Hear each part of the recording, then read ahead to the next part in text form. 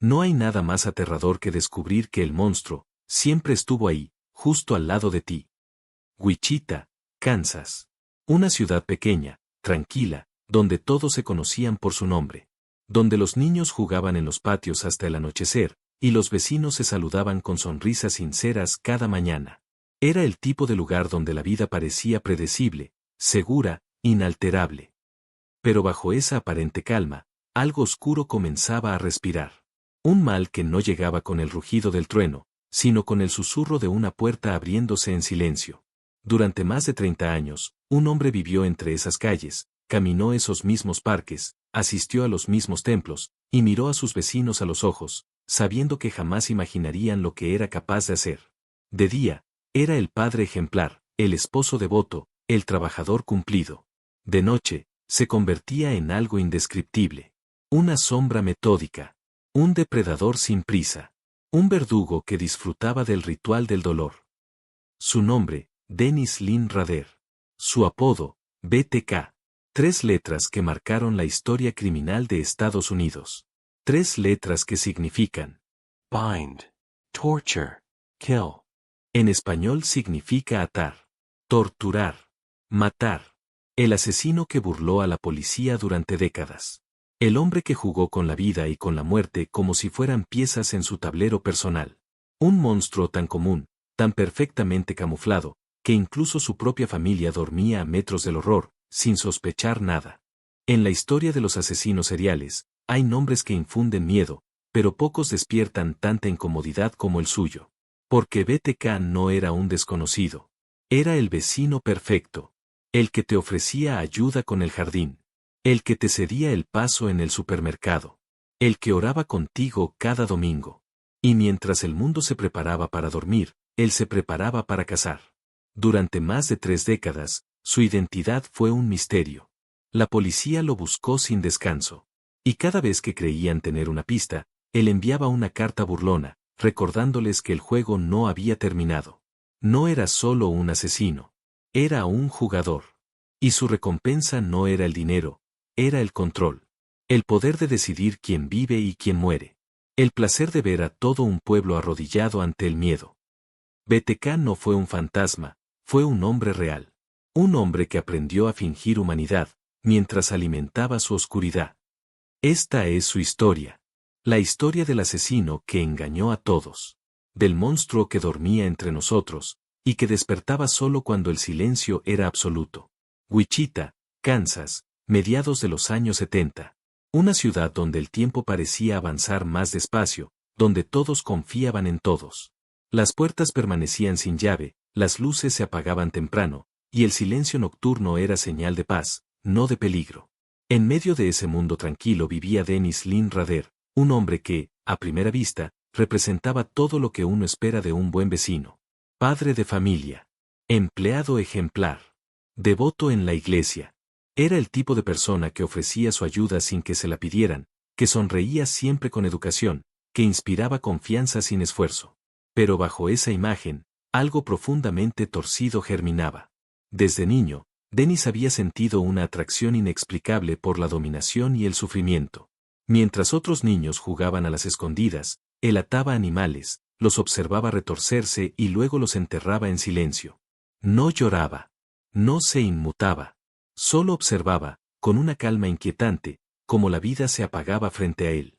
Años después, esas fantasías infantiles se transformaron en pensamientos más oscuros.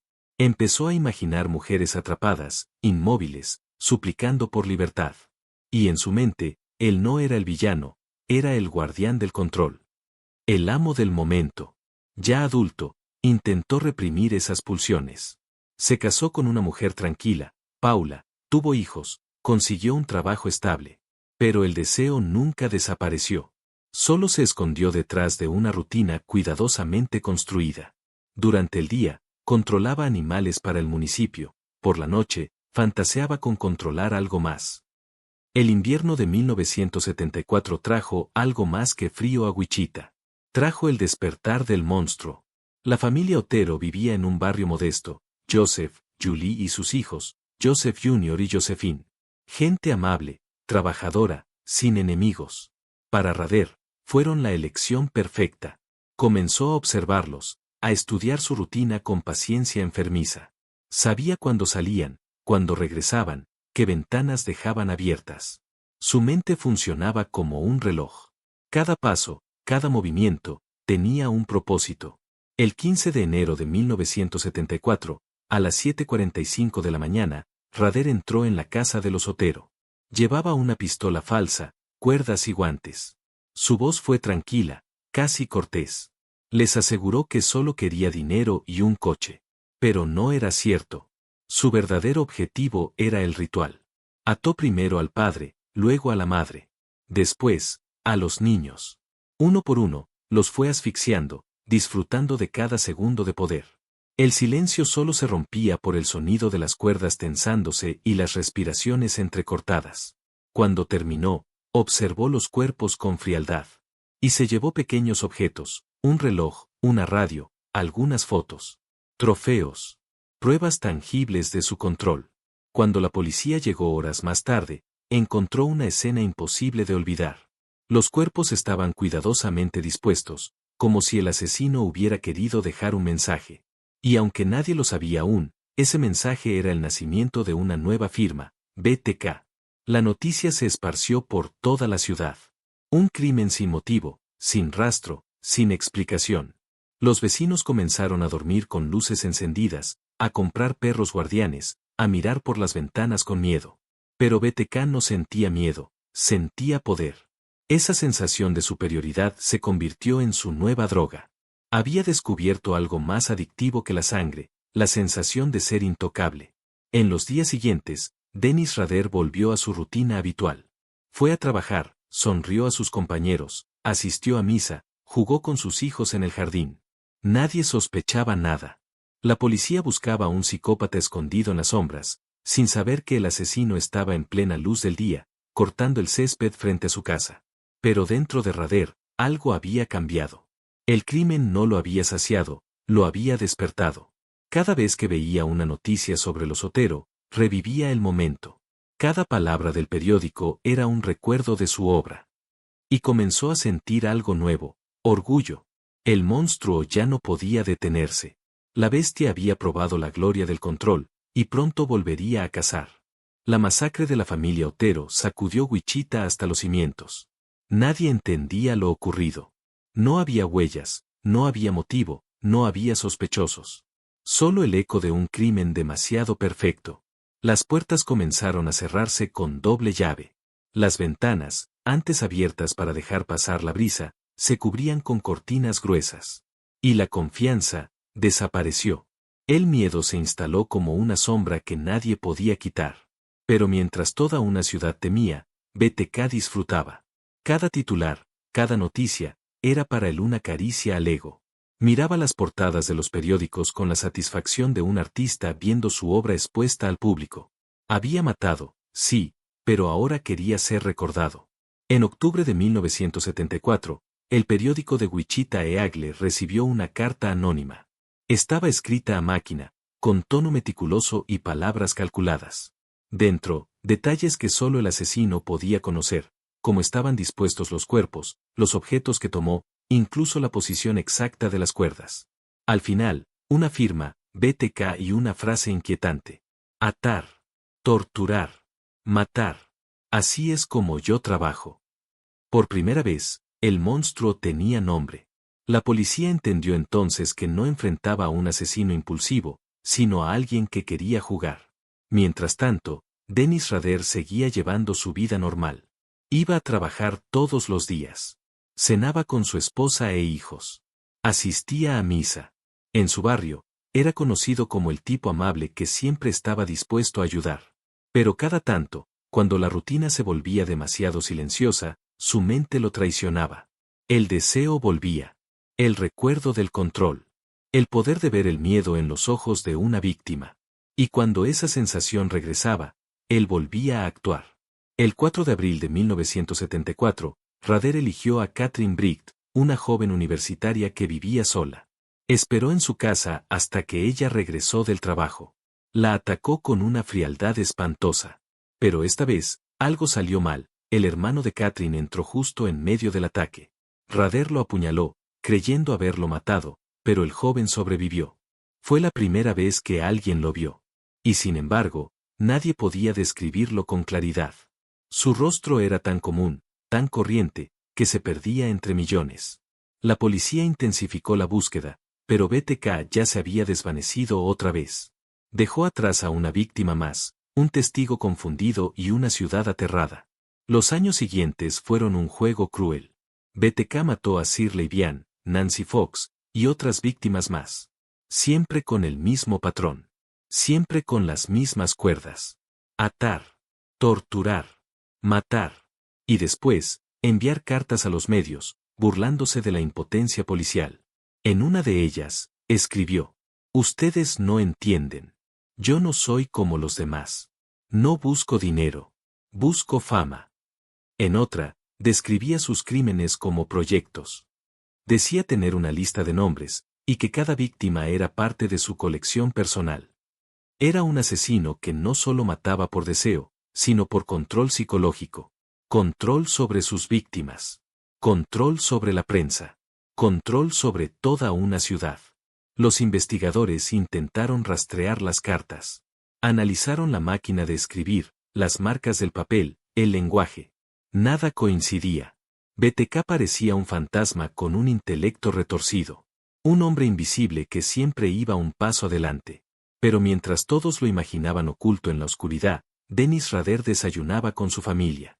Llevaba a sus hijos a la escuela. Saludaba a los policías del vecindario. Y en la noche, en su sótano, leía los artículos sobre su propio mito. Cada vez que Wichita volvía a sentirse segura, él atacaba de nuevo. No por necesidad, sino por orgullo. Cada crimen era una firma, un recordatorio de que él seguía allí, de que seguía ganando. Hasta que un día, el silencio cayó de nuevo. Sin aviso, sin motivo, BTK desapareció. Durante años, no hubo más asesinatos. No más cartas. No más burlas. Solo vacío. Wichita respiró aliviada. Los medios dejaron de hablar del asesino. Las familias comenzaron a bajar la guardia. Y la ciudad, lentamente, volvió a dormir. Pero mientras todos olvidaban, Dennis Rader seguía allí, oculto, vigilando, esperando el momento en que el silencio se rompiera otra vez. El nombre BTK se desvaneció poco a poco de los titulares. No hubo más asesinatos. No hubo más cartas. El monstruo, al parecer, había desaparecido. Durante más de una década, Wichita volvió a respirar. Las puertas volvieron a abrirse, los niños regresaron a las calles, las conversaciones sobre el asesino de las cuerdas se transformaron en recuerdos. Pero mientras todos olvidaban, Dennis Rader seguía ahí, callado, observando, esperando. Y lo más perturbador de todo es que durante ese tiempo, parecía ser la persona más normal del mundo. En los años 80, Rader se había reinventado. Trabajaba en el control de animales del condado, donde era conocido por su disciplina casi militar. Era el tipo de empleado que seguía las reglas al pie de la letra. Demasiado. Multaba a quien dejaba su basura fuera de horario, llamaba la atención a los vecinos por no tener las licencias de sus perros, y exigía respeto a las normas. Era autoritario, pero justo. O al menos, eso creían todos. En casa, su esposa Paula lo describía como un hombre reservado, obsesivo con el orden, pero devoto. Un padre que imponía disciplina, horarios y silencio. Nada parecía fuera de lugar. Pero detrás de esa fachada perfecta, el monstruo respiraba cada noche. En el sótano de su casa había una caja metálica cerrada con candado. Dentro, guardaba los trofeos de sus crímenes, fotos de las víctimas, recortes de periódicos amarillentos, sogas cuidadosamente enrolladas y ropa interior femenina. Eran fragmentos de su pasado, recuerdos que mantenían viva su otra identidad. BTK no había muerto. Solo dormía. A veces, cuando la rutina se volvía monótona, Rader bajaba las escaleras, abría la caja, y pasaba sus dedos por aquellos objetos. Los olía. Los ordenaba. Y en silencio, revivía cada escena. Cada grito. Cada mirada. Era su manera de sentirse vivo. Pasaron los años. Su reputación creció. Fue elegido presidente del consejo parroquial de su iglesia. Supervisaba la comunidad, organizaba eventos, y daba discursos sobre la moral y la fe. Era el ejemplo perfecto del ciudadano estadounidense promedio. El tipo de hombre que todos consideraban seguro. Pero por dentro, su ego comenzaba a agitarse. Ya nadie hablaba de BTK. Ya nadie lo temía. Y ese silencio le pesaba más que cualquier cadena. Su narcisismo necesitaba atención. Necesitaba reconocimiento. El monstruo no podía soportar ser olvidado. En 2004, el periódico de Wichita Eagle publicó un artículo recordando los 30 años del primer asesinato de la familia Otero. El reportaje decía: el caso BTK, uno de los más enigmáticos de la historia de Kansas, sigue sin resolverse. Muchos creen que el asesino murió o desapareció. Dennis leyó esas líneas una y otra vez. Y mientras lo hacía, una sonrisa se dibujó en su rostro. ¿Cómo se atrevían a creer que estaba muerto? ¿Cómo se atrevían a olvidarlo? Fue en ese momento cuando BTK despertó. Comenzó enviando una carta. Después, un paquete.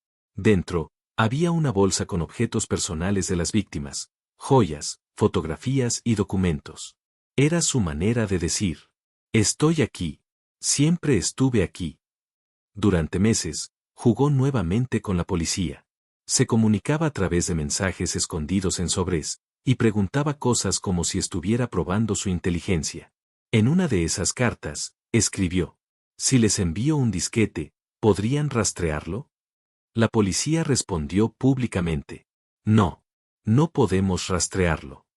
Y él les creyó. Semanas después, llegó a la estación un sobre con un disquete púrpura. Dentro, un archivo de texto con el nombre del archivo, BTK-disc, y sin que él lo notara, en los metadatos del documento había algo más: el nombre del autor del archivo, Dennis. Y la referencia de la iglesia donde trabajaba, Christ Lutheran Church. La policía revisó la base de datos. Solo había un Dennis Rader asociado a esa iglesia. Un hombre casado, con hijos, empleado del condado, respetado por todos. La coincidencia era imposible de ignorar. Para confirmar la sospecha, los agentes obtuvieron una muestra de ADN de su hija, tomada de un procedimiento médico rutinario. El resultado fue devastador. Coincidía perfectamente con el ADN encontrado en las escenas del crimen. El 25 de febrero de 2005, los detectives rodearon el vehículo de Dennis Rader mientras conducía hacia su casa. Cuando le pidieron que bajara, él no mostró miedo ni sorpresa. Solo los miró y dijo con voz calma, casi paternal: creo que ya saben por qué estoy aquí. Después de más de 30 años, el monstruo fue desenmascarado. Pero lo más aterrador no fue descubrir quién era, sino aceptar que había estado siempre ahí, en la luz, en las calles, en la iglesia, entre todos. Después de 3 décadas de terror, el asesino de Wichita tenía finalmente un rostro. No era un vagabundo. No era un lunático de mirada desquiciada.